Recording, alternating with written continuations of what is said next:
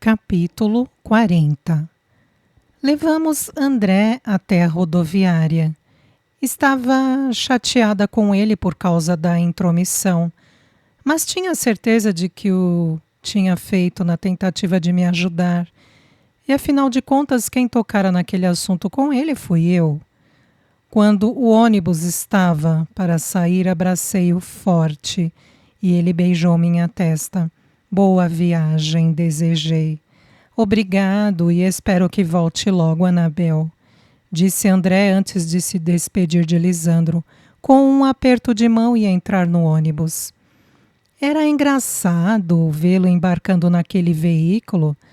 Afinal, jamais imaginei que veria André andando de ônibus. Isso me fez sorrir internamente.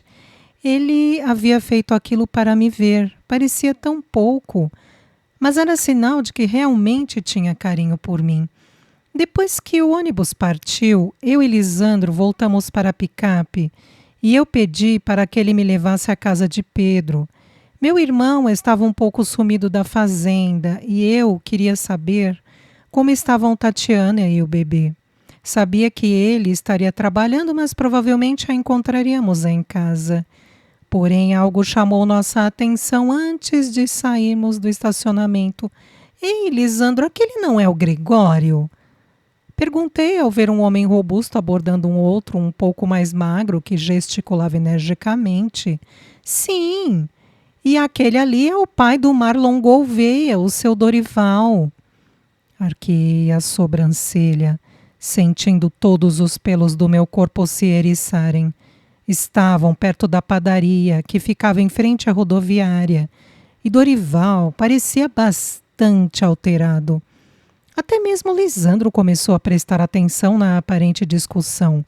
Como não estávamos perto, nada ouvíamos, mas o sorriso debochado de Gregório reinava em seus lábios. E após falar alguma coisa, o pai de Marlon se calou e entrou em um carro prateado, saindo cantando o pneu o mais rápido possível. O que foi isso? Perguntei mais para mim mesma, apesar de ter soado em voz alta. Não tenho a mínima ideia, mas não me cheira bem.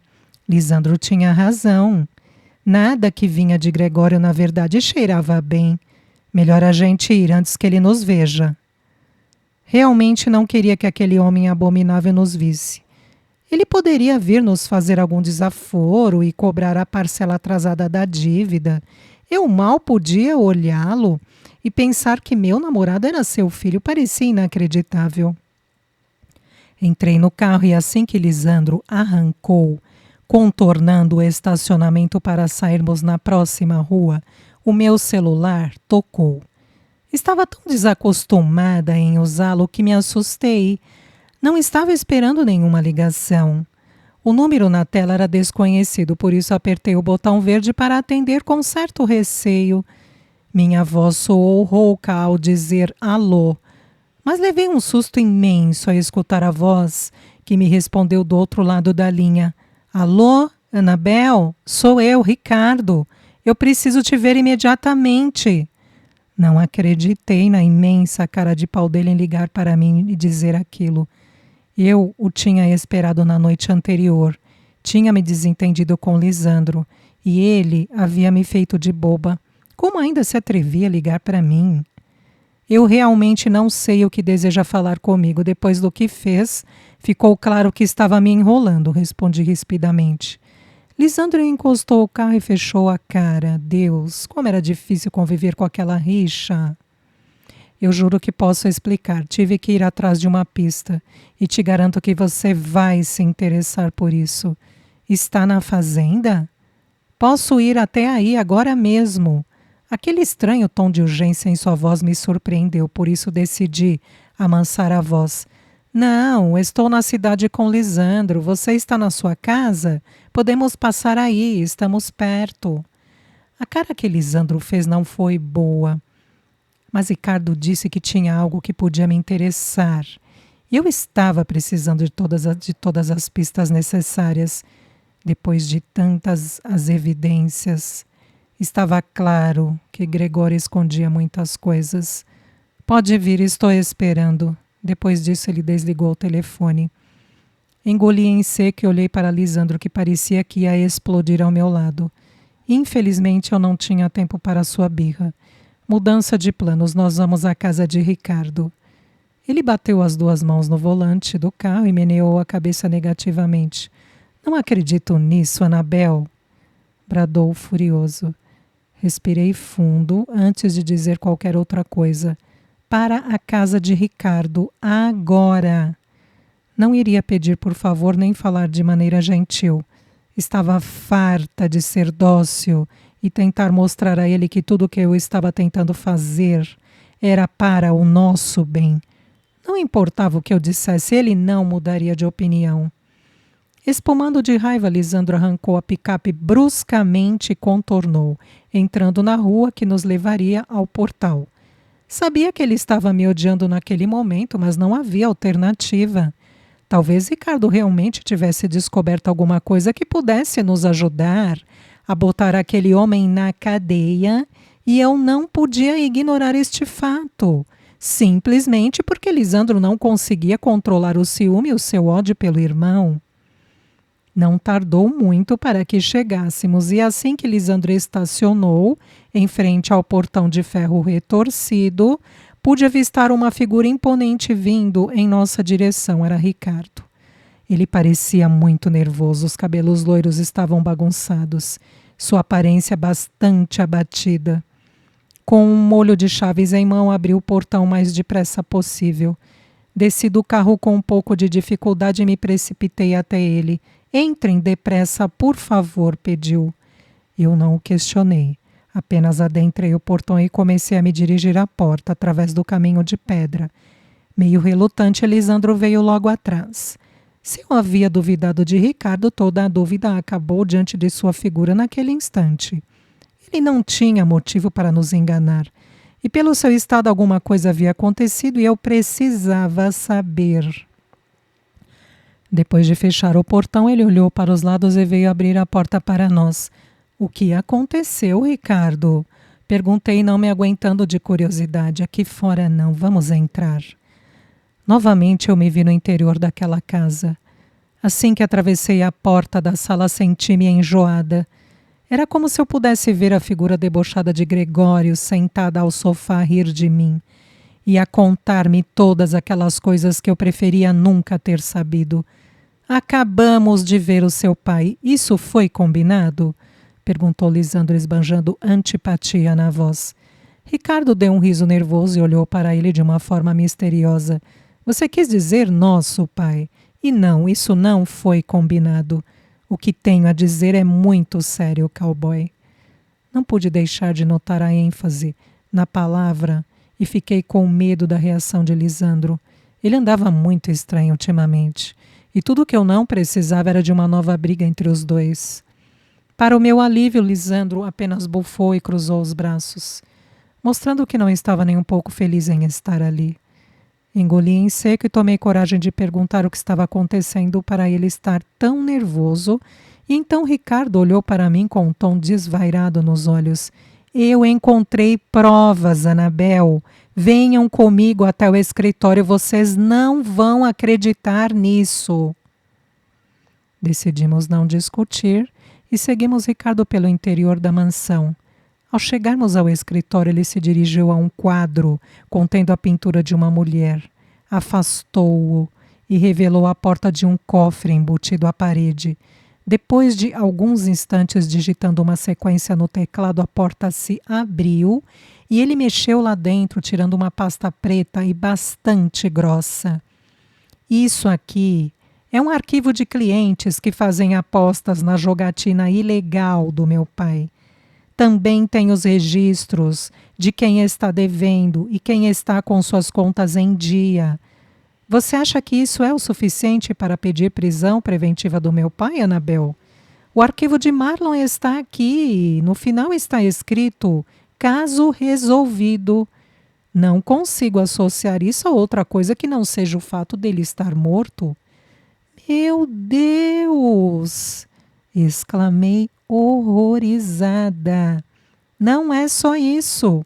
Ele apontou para o cofre e abaixou a cabeça. Há uma arma aí dentro. Não posso mexer porque vocês sabem, deixaria minhas digitais.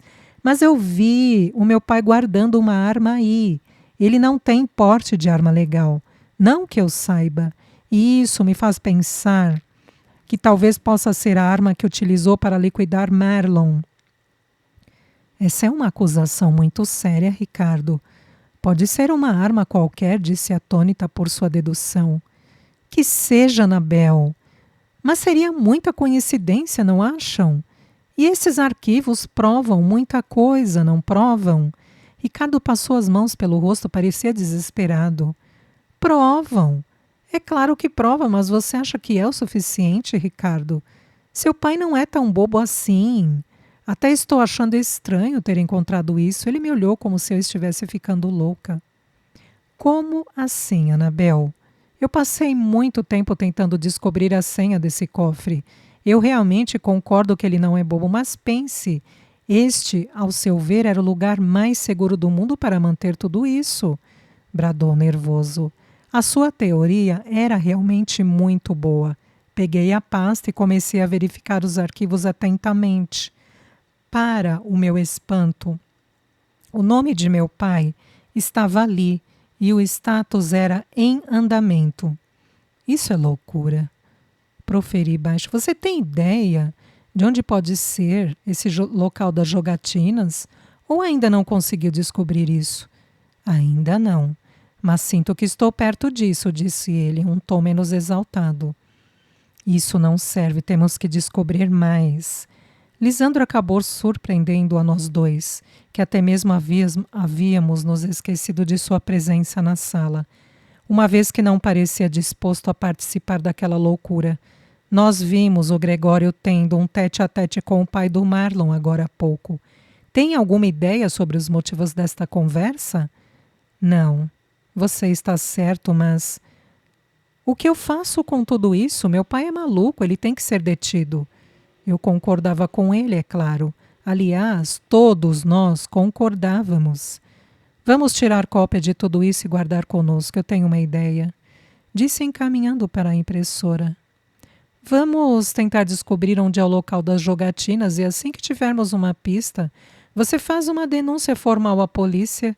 Eles farão uma vistoria na casa e vão encontrar essas provas. Mas e se ele sumir com tudo isso? Perguntou-me Ricardo. Por isso estamos fazendo uma cópia. Respondi como se aquilo fosse óbvio. Mas e a arma, Anabel? Olhei para Lisandra enquanto ajeitava a folha para começar a copiar e suspirei fundo. Por isso quero que saibamos onde é o lugar dos jogos. Se ele sumir com a arma, teremos um plano B. E se ele for pego em flagrante, será muito difícil contestar sua culpa, entenderam? Parecia que finalmente eles conseguiram acompanhar minha linha de raciocínio. E enquanto a impressora fazia o seu trabalho, nenhum de nós falou mais nada. Assim que terminei as cópias, pois sim, eu havia feito uma para mim e uma para Ricardo, colocamos tudo de volta no cofre o mais perfeitamente possível e ele foi lacrado. Como não podíamos deixar que Gregório desconfiasse de nada, decidimos que era hora de ir embora. Ricardo parecia mais aliviado e isso me deixou feliz, afinal. Estávamos a um passo da verdade. Tente descobrir alguma coisa, Ricardo, qualquer coisa. Recomendei quando estávamos já na calçada. Tentarei e obrigado, eu prometo recompensá-los por toda essa ajuda. A minha maior recompensa será ver o seu pai pagando por tudo que ele já fez de ruim. Estava sendo sincera. Sabia que minhas palavras eram duras, mas eram verdadeiras. Gregório era uma péssima pessoa. E eu não conseguia não assimilá-lo ao meu acidente. Eu poderia ter morrido. Pensar naquilo me causava náuseas, por isso eu tentei afastar aquela sensação ruim. Nós nos vemos em breve. Apenas acenei com a cabeça para Ricardo e entrei no carro. Lisandro já me esperava e deu partida logo em seguida. Ainda mantinha aquela expressão de poucos amigos, mas no momento minhas preocupações eram outras. Se conseguíssemos finalmente provar que Gregório estava envolvido com o assassinato de Marlon, teríamos a chance de fazê-lo pagar por seus crimes. Sorri comigo mesma ao pensar que aquilo seria possível, então percebi Lisandro me olhando de esguelha. O que foi? Perguntei parando de sorrir. Nada. Sua resposta me fez fechar os olhos. Quando aquele muro de indiferença entre nós havia se formado? Quando conversamos no alto da colina, ele não parecia daquele jeito. Prometeu-me entender, então. Onde estava aquele sentimento intenso e vivo? Será que todos os amores eram desta forma? Esfriavam após um tempo? Eu esperava que não. Capítulo 41. Estava inquieta. Olhava para as fichas que havia copiado de Ricardo com atenção e algo não parecia certo. Estava fácil demais. Talvez óbvio demais. Contudo, como poderia saber o que se passava na cabeça daquele homem? Coloquei as fichas ao lado dos recortes de jornais feitos por meu pai em cima da cama. Eles teriam alguma ligação? Provavelmente os crimes, sim, pois tinham a mesma localidade e todos haviam sido arquivados sem solução. Mas será que eles se correlacionavam com a ficha de Gregório? Por conta de Marlon, eu acreditava que sim, porém, poderia ser apenas uma mera coincidência que estava a nos levar para o lugar errado. Por que essa rodovia?